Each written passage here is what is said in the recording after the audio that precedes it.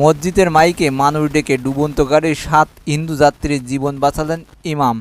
ওই ইমামের নাম মাওলানা আব্দুল বাসিত। তিনি ফজরের সময় মসজিদের মাইক ব্যবহার করে পুরো গ্রামবাসীকে ডেকে জড়ো করেন, যার ফলে ডুবে যাওয়া গাড়িতে আটকে পড়া ৭ জন মানুষকে উদ্ধার করা সম্ভব হয়েছে। মঙ্গলবার ভোরে শ্রীভূমি জেলায় এই ঘটনাটি ঘটে।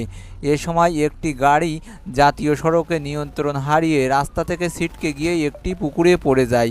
যাত্রীরা ঘুমন্ত ছিলেন, গাড়ির জানালা বন্ধ ছিল এবং গাড়িটি দ্রুত ডুবে যেতে শুরু করেছিল।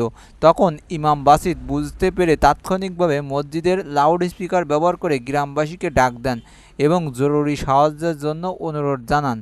কয়েক মিনিটের মধ্যেই আশেপাশের বাসিন্দারা পুকুরে ছুটে আসেন, ঠান্ডা পানিতে ঝাঁপ দেন, গাড়ির জানালা ভেঙে দেন এবং গাড়িটি পুরোপুরি ডুবে যাওয়ার আগেই ৭ জন যাত্রীকে টেনে বের করে আনা হয়। আর এই জন্য মসজিদের ইমামকে নায়ক হিসেবে প্রশংসা করা হচ্ছে। আর বন্ধুরা, তোমাদের এইসব আজগুবি ভিডিও যদি ভালো লেগে থাকে তাহলে আমার চ্যানেলটা সাবস্ক্রাইব করতে ভুলবে না, আর লাইক দিতেও ভুলবে না। ভালো থাকো।